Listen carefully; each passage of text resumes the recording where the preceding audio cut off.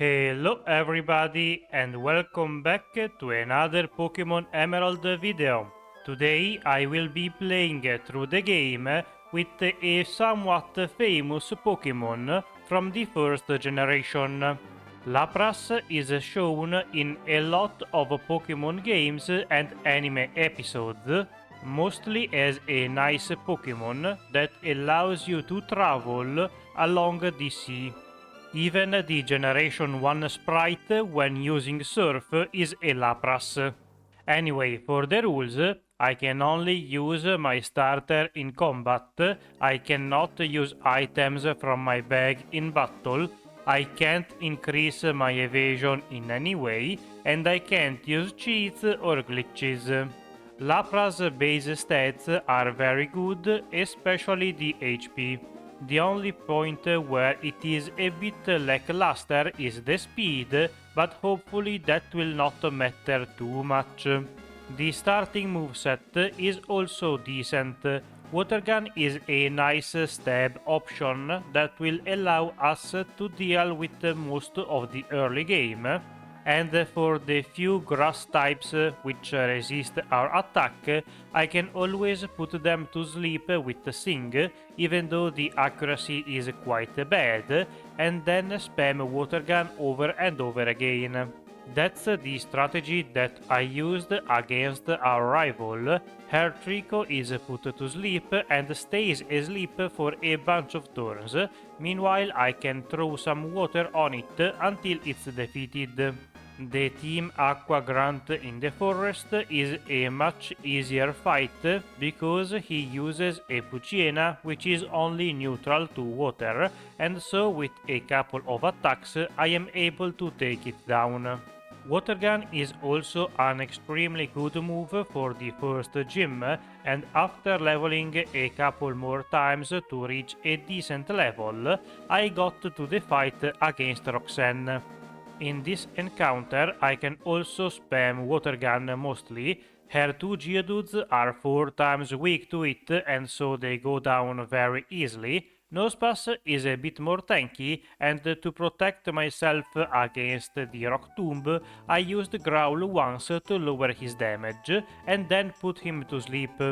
To be honest though, I don't think that was really needed. Water Gun still deals a lot of damage, and so after a bunch of heals, her ace Pokémon finally goes down too. Now that we have defeated the first gym leader, we can use Cut out of combat, but most importantly we can continue with the story. Our next step is going to be rescuing this Pico from the Team Aqua Grunt, and since he is still using Poochyena, is an extremely easy fight. Next, just before leaving town, we can take on our rival once again. This is an optional fight and so I could skip it, and honestly I would have been tempted to do so if Lapras did not learn Body Slam at level 13. That move is quite good, it has a lot of power and can paralyze the enemies. After this fight against our rival, there should be Brawly, but since I am at a type disadvantage, I skipped him for now. Instead, I went straight to Slateport, where we have to defeat even more Team Aqua Grunts. These guys are a bit more serious because they have a couple of Carvanas which resist Water Gun, but even if that's the case, they are still not very powerful, and so in a few turns I can defeat them without any worries. After stopping them from stealing the engine parts, we can do a little bit more grinding against the trainers in the area before having to take on our rival once again. Mei is considerably more powerful this time around, but I am not too worried about her. She evolved her starter, and so Grovyle might be able to do something, but with my high HP and defenses, compared to my decent damage output with Body Slam, this fight should not be too bad. I again tried to put it to sleep to have an easier fight, but considering the misses, I might have been better off just slamming against him. The next fight is going to be against the third gym leader. Wattson and his electric types might be a hard matchup for me, considering that they have the type advantage. I leveled just enough to reach level 31 to get Ice Beam, and that move might help me quite a bit against his first few Pokémons, but it will not be so great against Manectric. Watson's shock waves deal good damage to me, but I sort of expected worse. Eventually I am able to put the Magneton to sleep, and that was very needed as I am very close to getting KO'd. Fortunately, with the sleep, I am just barely able to defeat his last Pokémon before it can wake up, and so this badge is ours too.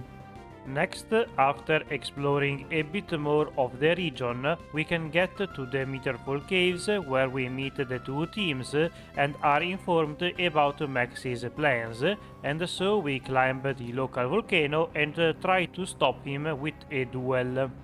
The fight against him should not be too bad. His Mightyena will lower my attack with Intimidate, but that should not matter.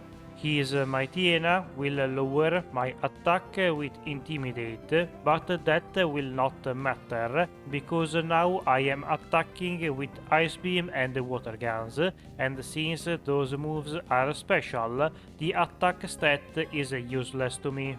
After knocking out all of Max's Pokémons, we can get down from this mountain and take on the next gym. Flannery uses fire and fire ground Pokémons, so this encounter should be very easy for us. Water Gun is enough to one-shot her first 3 Pokémons with their weaknesses, but it may not be enough for Torkoal, and so I decided to put it to sleep. Once again, this was not really needed, because in the time I spent putting it to sleep, I could have defeated it with a couple of attacks. Anyway, now that we have defeated her too, we can backtrack, and the first stop is going to be against Brawly and his gym. As usual, since I skipped him earlier, the fight at this point is going to be very easy. All of his Pokémons are very underleveled compared to me and are easily defeated in a couple of attacks. Once we have obtained this badge too, we can take a couple more steps and get to the next gym. This one is headed by our dad, and it was a bit harder.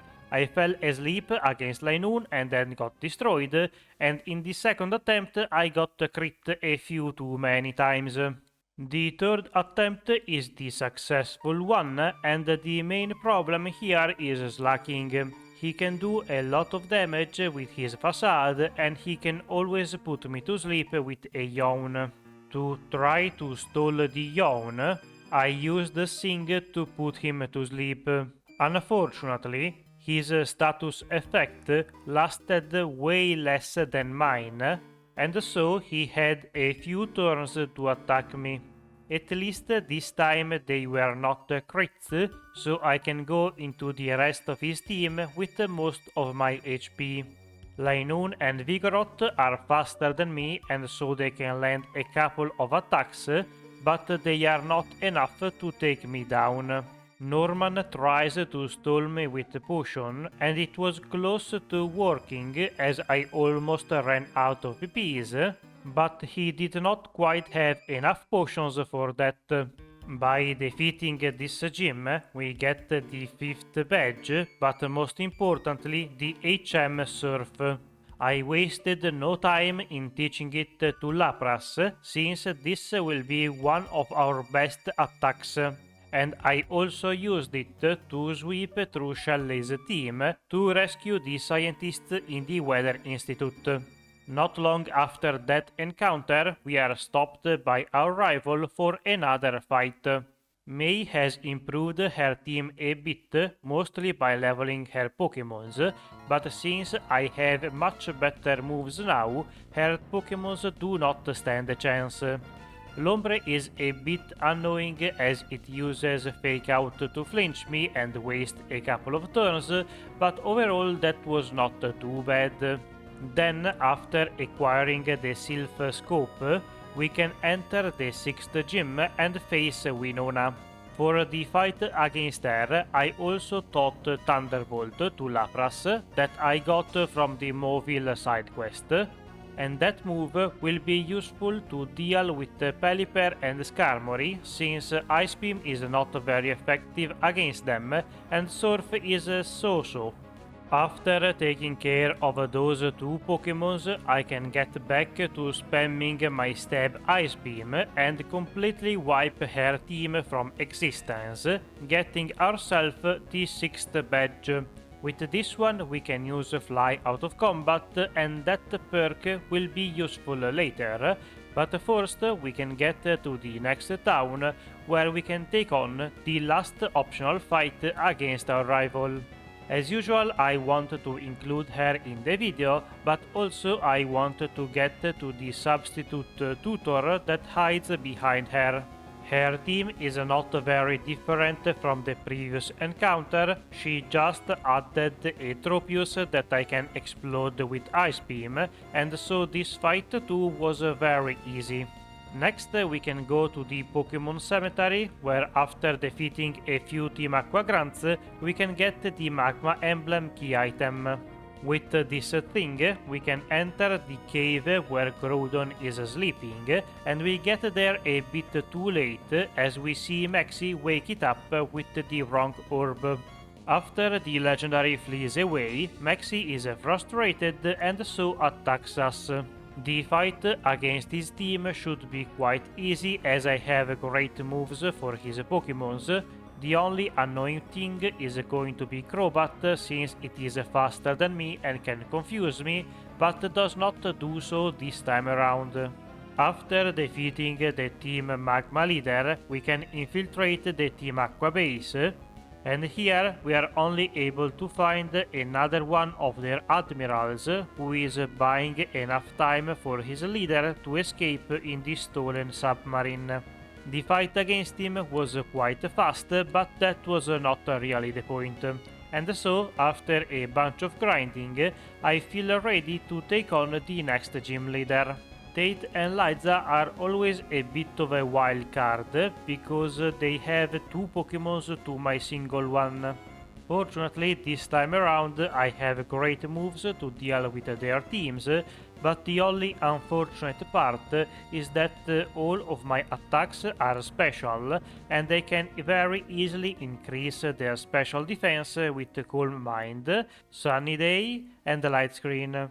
All of those things combined can really lower my surf damage, and so once I was left one-on-one against Lunaton, I had to spend quite a few turns throwing surfs his direction, because they kept healing him with hyper potions and other things. At least my damage output was good enough to almost two-shot his Lunaton so that it could not attack me very often. He tried to put me to sleep, which would have been bad, but fortunately I can defeat their last Pokémon before things got out of control. Now that we have obtained the penultimate badge, we can go take care of the Team Magma for the last time. Usually, when I have Surf in my moveset, I like to spam that move against them, since all of their Pokémons are neutral or weak to it. This may take a while and is often not the best strategy, as you can use Ice Beam for Crobat, for example, but it's generally somewhat safe, as we also have Metang to help us out, and it also allows me to turn off my brain and just click A over and over again. Unfortunately, this fight has the tendency to go on for quite a while since they have many Pokémons. To try to speed it up, I did switch to Ice Beam to hopefully get the one shot on their flying Pokémons, and with the assistance of Metang using Psychic on them, we defeated them very easily. Now that we have solved this problem too, Steven gives us the Dive HM and we have to immediately use it to reach the seafloor cave. Here we meet the Team Aqua leader who wants to wake up the legendary, and to try to stop him we fight him. The match goes very well for us until Crobat comes out and confuses me. I hit myself a couple of times in confusion as usual, but eventually I can get through and land a solid Ice Beam. Once we have defeated all of his Pokémons, the red orb activates anyway and wakes up the legendary who runs away too. With Boot, Kyogre and Groudon active, their abilities are going to make the weather a disaster. So to try to stop the end of the world, we go ask Rayquaza for help. The legendary green snake quickly comes into our aid and puts an end to the two legendaries' fight by screaming at them or something like that. Once we have saved the planet, we can go back to the badge collection, and the last gym leader is Juan.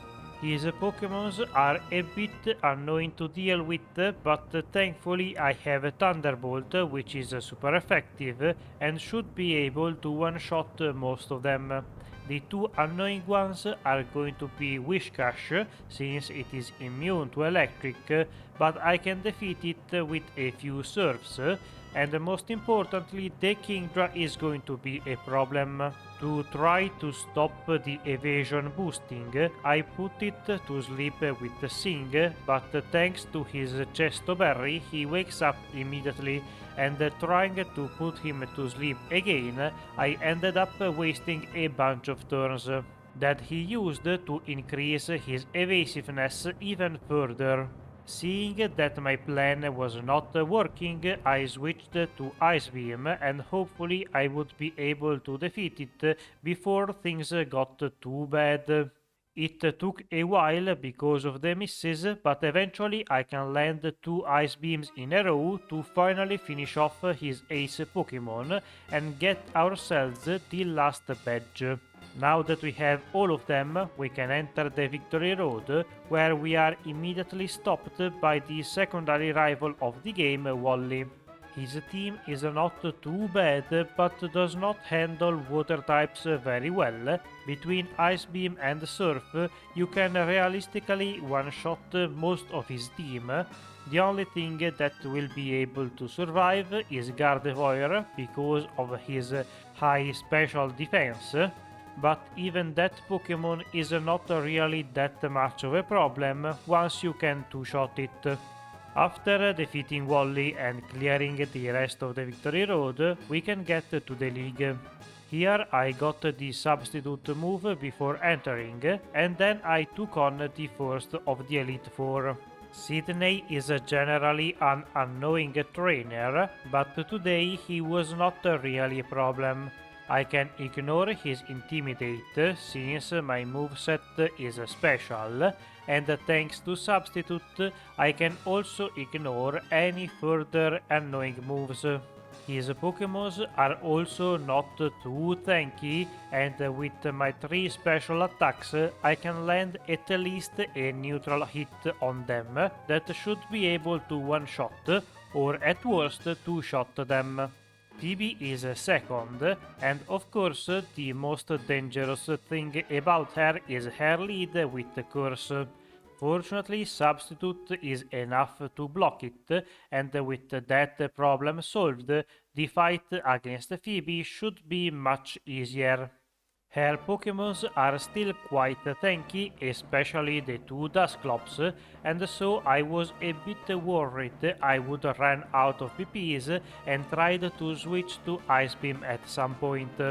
But then I remembered that I used a PP max on Surf, so I should have plenty of PPs to completely destroy her team.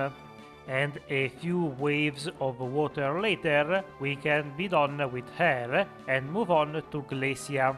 Glacia was an interesting fight today. Since I am part ice, I do not care about the weather effect that she likes to set up. Hail will not damage me, and so the turns when she uses that move are a free setup for me. I wanted the substitute because many of her Pokémons have double team or other moves that cause status effects, and I would much prefer not to be inflicted with one of them. Her team is also surprisingly tanky, and I can't really one-shot any of her Pokémons without a crit.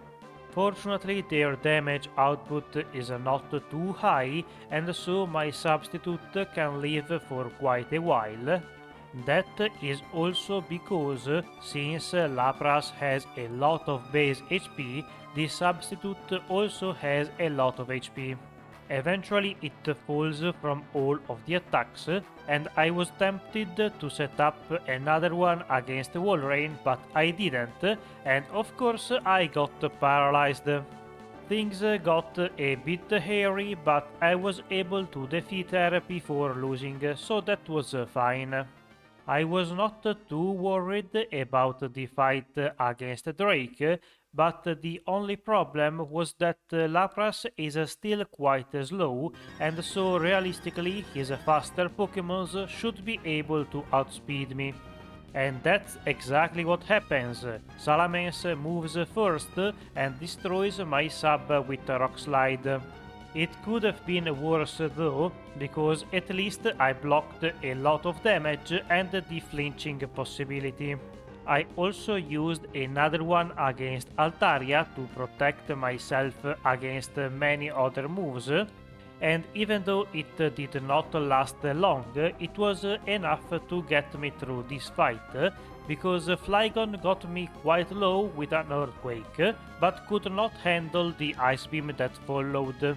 At long last, we are finally against the champion, and he also uses a lot of water types, so this fight might drag on for quite a while. I do have Thunderbolt, which is a good move against him, but it's not that great against all of his Pokémons, and even though it is super effective, the damage is not crazy high. Overall, I am still able to set up a sub against Wailord, but it took quite a bit of damage from the double edge. I was worried that Ludicolo would break it, but instead it tried to set up, and that gave me enough time to defeat it.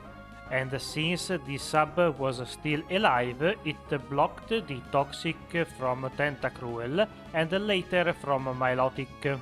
After defeating the jellyfish, Milotic came out, and I immediately used the sub again because I knew it would try to Toxic me too.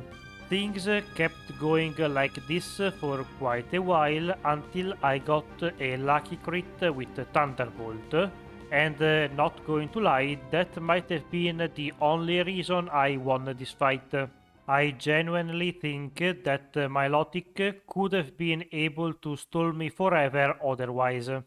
Whiscash was also a bit of a staller, but eventually I can defeat it, and since I still had a few Thunderbolt PPs, I can easily get rid of Gyarados. And just like that, Lapras became the champion of the Hoenn region. Lapras felt much more powerful than I was expecting, and other than a couple unfortunate losses midway through, the run was quite easy and smooth.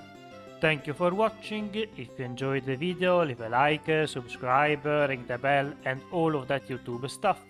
If you have any comments, video ideas, feedback, leave them down in the comments, and I'll see you next week. Bye!